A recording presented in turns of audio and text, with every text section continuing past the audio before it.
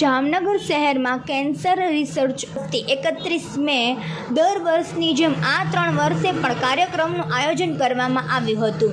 ત્યારે અત્યારે સ્કૂલ કોલેજોમાં રજા હોવાથી ઓનલાઈન આયોજન કરેલ, ત્યારે આજે 2 જૂન હોવાથી સવારે સાયકલ રેલીનું પણ આયોજન કરવામાં આવ્યું હતું, જેના કારણે લોકોમાં વ્યસન મુક્તિ માટે અવેરનેસ આવે અને લોકો વ્યસન છોડતા થાય।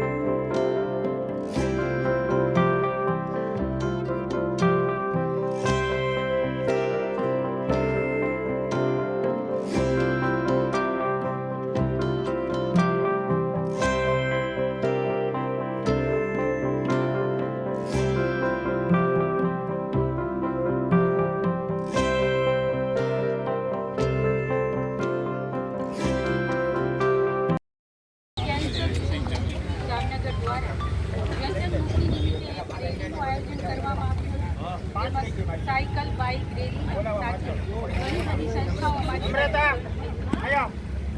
અને આજે જામનગરની તમામ લાયન્સ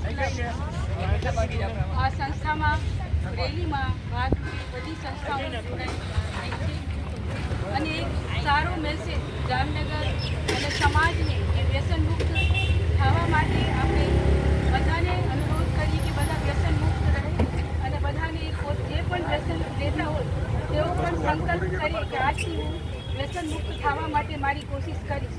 અને આપણી સાથે આજે એમ્બેસેડર કેતનભાઈ શાહ પણ લાયન્સ મેમ્બર છે, તેઓ પણ ઉપસ્થિત છે। તેમને પણ કેન્સર થયું હતું, પણ કેન્સરમાંથી તેઓ કેવી રીતે બહાર નીકળ્યા તેમની બધી પોતાની ભાષામાં આપણને જાણ કરી હતી।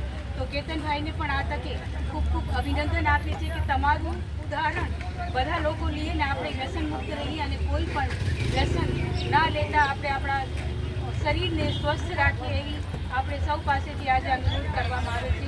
અને લાયન્સ ક્લબ ઇન્ટરનેશનલ દ્વારા પણ આ મેસેજ સૌ પાસે પહોંચાડવા માટે હું 5 डिस्ट्रिक्ट गवर्नर हैं गीता चावला हमारी साथी, 5 डिस्ट्रिक्ट गवर्नर एसपी गाजी के साथ भी साथ में जुड़े हुए हैं और सभी को अनुरोध कर रहे हैं कि सभी लोग व्यसन मुक्त रहें। और हमारे साथ में कैंसर सोसाइटी की प्रेसिडेंट कल्पना बेन खंडेरिया, सेक्रेटरी मुकेश भाई और जवेरी भाई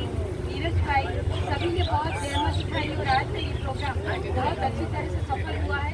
इसलिए उन सभी का तहे दिल से आभार। और जो भी लोग हमारी इस रैली में आए हुए थे और सभी ने जो अपना सहयोग दिया है, उन सभी को हम खूब तहे दिल से उनका आभार मानते हैं और सबको व्यसन मुक्त रहने के लिए अनुरोध करते हैं। જામનગર કેન્સર રિસર્ચ ઇન્સ્ટિટ્યૂટ તરફથી નો ટોબેકો ડે 31મી મે અન્વયે દર વર્ષે જુદા જુદા પ્રોગ્રામનું આયોજન કરવામાં આવેલ છે.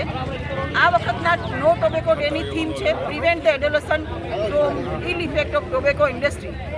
અત્યારે સ્કૂલ કોલેજોમાં રજા છે, તેથી અમે બધી વસ્તુનું ઓનલાઈન આયોજન કરેલું હતું તથા આજે 2 જૂને રવિવાર હોવાથી સવારે સાયકલ રેલીનું આયોજન કરેલ છે કે જેનાથી વ્યસન મુક્તિ વિશે અવેરનેસ આવે અને લોકો વ્યસન છોડતા થાય. આ વખતની જે થીમ છે કે એડોલસન્ટ ઉપર એટલે કે કિશોર કિશોરીઓ ઉપર કોન્સન્ટ્રેટ કરવું, એના માટે અમે ઓનલાઈન કોન્ટેસ્ટ ટોબેકો મોનિટર જે એક વિશ્વ સંસ્થા છે તેના મારફત અમે ઓનલાઈન કોન્ટેસ્ટનું આયોજન કરેલું છે.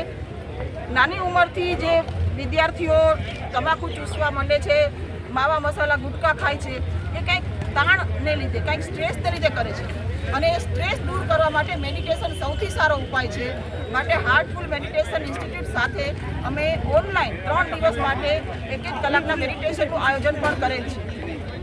1000થી ઉપરની દરેક વસ્તીવાળા ગામોમાં અમારી ટીમ જઈ અને ત્યાં આ નાટકો વ્યસન મુક્તિ અંગેના બતાવેલા છે, જેના માટે અમારી સંસ્થાને ઇન્ડિયા બુક એવોર્ડમાં સ્થાન મળેલ છે.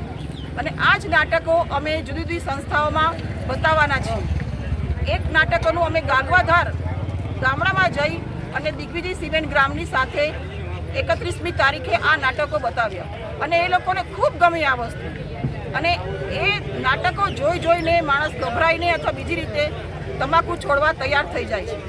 આજે આ રેલીનું આયોજન છે, એમાં લગભગ 25 જુદી જુદી સંસ્થાઓ જોડાયેલી છે. તે બધાનો હું આ તકે અમને સપોર્ટ આપવા માટે આભાર માનું છું. નાના બાળકો વિદ્યાર્થીઓ જેટલું વ્યસનથી દૂર રહે એ સૌથી સારું છે. ફક્ત એક કેન્સર થાય છે એવું નથી, પણ એને લીધે વંધ્યત્વ પણ આવે છે. માટે સૌને મારી અપીલ છે કે તમાકુથી જેટલા બને તેટલા દૂર રહો અને આ તમાકુ જેને છોડવું છે ખરેખર તેના માટે ડી એડિક્શન સેન્ટર, કેમ કે ક્યારેક દાખલ થઈને દૂર એનાથી ટ્રીટમેન્ટ લેવાની પણ જરૂર પડે છે.